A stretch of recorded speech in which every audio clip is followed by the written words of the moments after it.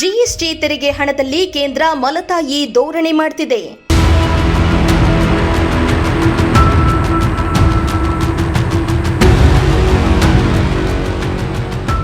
ಕೇಂದ್ರದ ವಿರುದ್ಧ ಗುಬ್ಬಿ ಶಾಸಕ ಎಸ್ಆರ್ ಶ್ರೀನಿವಾಸ್ ಆಕ್ರೋಶ.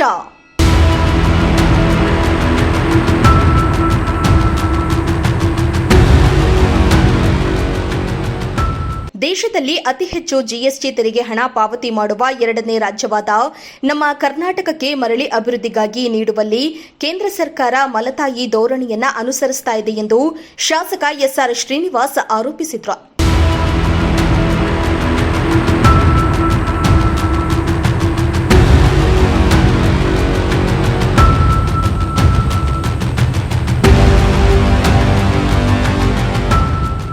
ತಾಲೂಕಿನ ಚೇಳೂರು ಹಾಗೂ ಹಾಗಲವಾಡಿ ಹೋಬಳಿಯಲ್ಲಿ ವಿಶ್ವೇಶ್ವರಯ್ಯ ಜಲ ನಿಗಮದ ವತಿಯಿಂದ ಸುಮಾರು 5 ಕೋಟಿ ಸಿಸಿ ರಸ್ತೆ ಹಾಗೂ ಸಮಾಜ ಕಲ್ಯಾಣ ಇಲಾಖೆಯ 2 ಅಂಬೇಡ್ಕರ್ ಭವನ ಉದ್ಘಾಟನೆಯನ್ನ ನೆರವೇರಿಸಿ ಮಾತನಾಡಿದ ಅವರು 5 ಲಕ್ಷ ಕೋಟಿಗೂ ಅಧಿಕ ತೆರಿಗೆ ನೀಡುವ ನಮ್ಮ ರಾಜ್ಯಕ್ಕೆ 55,000 ಕೋಟಿ ಮಾತ್ರ ನೀಡಿ ಉಳಿದ ನಮ್ಮ ಹಣವನ್ನ ಉತ್ತರ ಪ್ರದೇಶದ ರಾಜ್ಯಗಳಿಗೆ ಬಳಸುತ್ತಿದ್ದಾರೆ. ನಮ್ಮ ತೆರಿಗೆ ಹಣವನ್ನ ನಮಗೆ ನೀಡಲು ಇಲ್ಲ ಸಲ್ಲದ ಕಾರಣ ನೀಡಿ ಅಭಿವೃದ್ಧಿ ಕೆಲಸಕ್ಕೆ ಅಡ್ಡಗಲ್ಲನ್ನ ಹಾಕಿದ್ದಾರೆ ಎಂದು ನೇರ ಆರೋಪ ಮಾಡಿದರು. ನಿರಂತರವಾಗಿ ಡೆಲ್ಲಿಲಿ ಹೋಗಿ ಸ್ಟ್ರೈಕ್ ಎಲ್ಲ ಹೋಗಿ ಸ್ಟ್ರೈಕ್ ಎಲ್ಲ ಮಾಡಿ ಬಂದಿದ್ದೀವಿ. ಕೇಂದ್ರ ಸರ್ಕಾರ ಮಲತಾಯಿ ಧೋರಣೆ ತೋರುತ್ತೆ. ಈಗ ಉತ್ತರ ಪ್ರದೇಶ ಉತ್ತರ ಇಂಡಿಯಾದಲ್ಲಿಗೆ ಸಿಕ್ಕಾಪಟ್ಟೆ ಜಾಸ್ತಿ 90% 80% ತೆರಿಗೆಲಿ ನಮ್ಮ ಕಡೆ ಬಂದಿದ್ದ ತೆರಿಗೆಲಿ ಕೊಡ್ತಾವ್ರೆ. ಇಡೀ ಇಂಡಿಯಾದಲ್ಲಿ ನಂಬರ್ 2 ತೆರಿಗೆ ಕಲೆಕ್ಟ್ ಮಾಡ್ತಕ್ಕಂಥದ್ದು, GST ಕಲೆಕ್ಟ್ ಮಾಡ್ತಕ್ಕಂಥದ್ರಲ್ಲಿ ಬಾಂಬೆ ಬಿಟ್ಟರೆ ನಾವೇ ಹೆಚ್ಚು GST ಕಲೆಕ್ಟ್ ಮಾಡ್ತಾ ಇರೋದು. ಆದರೆ ನಮಗೆ ಬರೋದು ಬರೀ 55,000 ಕೋಟಿ ಕೊಡ್ತಾವ್ರೆ. ಈಗ ಅದರಲ್ಲೂ ಕಡಿತ ಮಾಡ್ತಾ ಇದ್ರೆ ಅದರಿಂದ ಅದು ನಾವು ಒತ್ತಾಯ ಮಾಡಲೇಬೇಕು. ಎಲ್ಲ ಕರ್ನಾಟಕ ರಾಜ್ಯದ ಎಲ್ಲ ನಾಗರಿಕರು ಕೂಡ ಒತ್ತಾಯ ಮಾಡಬೇಕು. ಮನೆರಾಗ ತೆಗೆದು ಏನು PMGSYನಲ್ಲಿ ಮೊದಲು ಅವರು 90% ಕೇಂದ್ರ ಸರ್ಕಾರದ ಹಣ, 10% ರಾಜ್ಯ ಸರ್ಕಾರದ ಹಣ ಕೊಡ್ತಾ ಇದ್ರು. ಈಗ ಏನು ಮಾಡಿದ್ದಾರೆ ಅಂತಂದರೆ ಕೇಂದ್ರ ಸರ್ಕಾರ 60%, 40% ಸ್ಟೇಟ್ ಗೌರ್ಮೆಂಟಿಗೆ ಮಾಡಿದ್ದಾರೆ.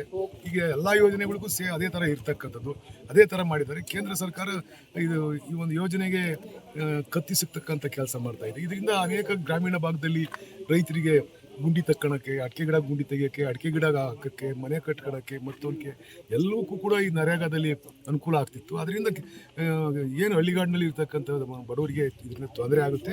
ಇದನ್ನು ವಾಪಸ್ ಬಿಡಬೇಕು ಅಂತ ನಾವು ಅಲ್ಲೇ ಸ್ಟ್ರೈಕ್ ಮಾಡಿದ್ವಿ, ರಾಜ್ಯಪಾಲರಿಗೆ ಮನವಿ ಕೊಟ್ಟಿದ್ದೀವಿ. ನಾವು ಕೂಡ ಒತ್ತಾಯ ಮಾಡ್ತೀವಿ. ಇನ್ನು ದೇಶಕ್ಕೆ ಸ್ವತಂತ್ರ ತಂದುಕೊಟ್ಟ ರಾಷ್ಟ್ರಪಿತ ಮಹಾತ್ಮ ಗಾಂಧೀಜಿಯವರ ಹೆಸರನ್ನ ಬದಲಿಸುವ ಕೇಂದ್ರ ಸರ್ಕಾರ ಯಾವ ಕೆಲಸವಾದರೂ ಮಾಡ್ತಾರೆ. ಮೊದಲಿಂದ ಬಳಕೆಯಲ್ಲಿದ್ದ ಗಾಂಧೀಜಿಯವರ ಹೆಸರು ಮರೆಮಾಚುವುದು ಔಚಿತ್ಯವಲ್ಲ.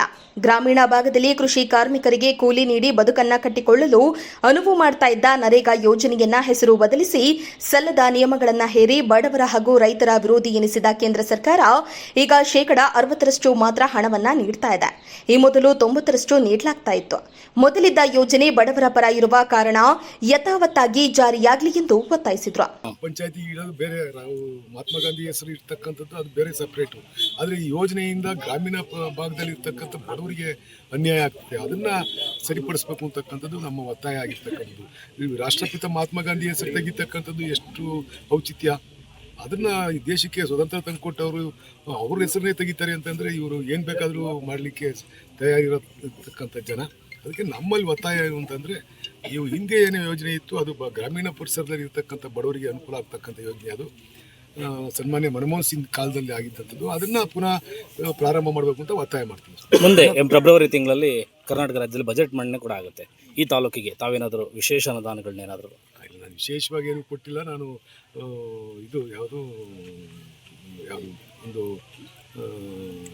ಟೆಕ್ನಿಕಲ್ದು ಡಿಪ್ಲೊಮಾ ಕಾಲೇಜ್ ಕೊಟ್ಟಿದ್ದೀವಿ, ITI ಕಾಲೇಜ್ ಮಾಡಿದ್ದೀವಿ, ಡಿಪ್ಲೊಮಾ ಕಾಲೇಜ್ ಒಂದು ಪ್ರಾರಂಭ ಮಾಡ್ತೀವಿ ಅಂತ ಹೇಳಿದ್ದೀವಿ. ಮತ್ತು ನನಗೆ ಸರ್ಕಲ್ ಇನ್ಸ್ಪೆಕ್ಟರ್ ಆಫೀಸ್ ಇಲ್ಲ, ಸರ್ಕಲ್ ಇನ್ಸ್ಪೆಕ್ಟರ್ ಆಫೀಸ್ಗೆ ವ್ಯವಸ್ಥೆ ಮಾಡಿಕೊಡಿ ಅಂತಕ್ಕಂಥದ್ದನ್ನ ಮನೆ ಕೊಟ್ಟಿದ್ದೀವಿ. ಇನ್ನು ಮುಂದುವರೆದು ಮಾತನಾಡಿದ ಅವರು, ಎತ್ತಿನಹೊಳೆ ಯೋಜನೆಯ 30 ಕೋಟಿ ಹಣವನ್ನ ಈ 2 ಹೋಬಳಿಯಲ್ಲಿ ಕೆಲಸ ನಡೆದಿದೆ.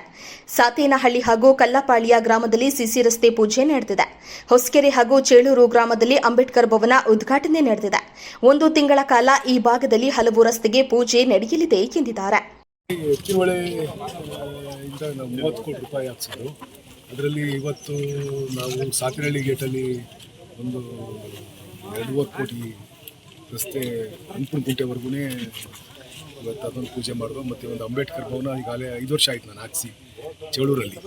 ಲ್ಯಾಂಡ್ ಕೊಟ್ಟಿರಲಿಲ್ಲ, ಈಗ ಒಂದು CA ಜಾಗ ಕೊಟ್ಟು ಅಲ್ಲಿ ಒಂದು 50 ಕೋಟಿ ರೂಪಾಯಿಗೆ ಒಂದು 50 ಲಕ್ಷ ರೂಪಾಯಿಗೊಂದು ಅಂಬೇಡ್ಕರ್ ಭವನ ಪ್ರಾರಂಭ ಗುದ್ಲಿ ಪೂಜೆ ಮಾಡಿದ್ವಿ. ಮತ್ತು ಹೊಸಕೆರೆಯಲ್ಲಿ ಒಂದು ಅಂಬೇಡ್ಕರ್ ಭವನ ಕಟ್ಟಿದ್ದು, ಅದರ ಒಂದು ಪ್ರಾರಂಭೋತ್ಸವ. ಮತ್ತು ಇದು ಉಣಗನಾಳ ರಸ್ತೆ ಹೊರ್ತಕಟ್ಟೆ ಗೇಟ್ವರೆಗೂ ಇದು 2.5 ಕೋಟಿ ಇರಬೇಕು ಅಂತ ಕಾಣಿಸುತ್ತೆ. 2.5 ಕೋಟಿ ಇದನ್ನ ಹಾಕಿದ್ದೀವಿ. ಈಗ ಇಲ್ಲಿ 2 ಉಳ್ಕೊಂಡಿದ್ದಾವೆ, ಈ ಕಲ್ಪಾಳ್ಯ ಮತ್ತು ಹೊರ್ತಕಟ್ಟೆ 2 ಉಳ್ಕೊಂಡಿದ್ದಾವೆ. ನಾನು ಇಂಜಿನಿಯರ್ಗೆ ಪೂರ ನೋಡ್ಕೊಂಬನ್ನಿ ಅಂತ ಹೇಳಿದ್ದೆ, ಮಿಸ್ ಮಾಡಿದ್ದಾರೆ. ಇವೆರಡು ಈಗ ಸೇರಿಸಿ ನೆಕ್ಸ್ಟ್ ಇನ್ನೊಂದು 3-4 ತಿಂಗಳಲ್ಲಿ ಇದನ್ನು ಕೂಡ ಕಂಪ್ಲೀಟ್ ಮಾಡ್ತಕ್ಕಂಥದ್ದು ಮಾಡ್ತೀವಿ. ಮತ್ತು ಬೇರೆ ಏನು ಕೆಲಸಗಳು ಏನಾದರೂ ಇದೆ ನೆಕ್ಸ್ಟ್? ಯಾವುದು ಇನ್ನೂ ನಾವು ಪೂಜೆ ಮಾಡೋದು ಇನ್ನೂ ಮಸ್ತಾಗಿದ್ದಾವೆ ನಮ್ಮಲ್ಲಿ. ಈ ಏರಿಯಾದಾಗೆ ನಾವು ಇನ್ನೂ ಇದು ನಲ್ಲೂರಟ್ಟಿ ಇದು ಒಂದು ಪೂಜೆ ಮಾಡಬೇಕು. ಆಮೇಲೆ ಅಲ್ಲೂ ಇನ್ನೊಂದು ನಮ್ಮ ಈ ನಾಯಕರದೊಂದು ಬೀದಿ ಇದೆ, ಯಾವುದದು ಅಂತಾಪುರ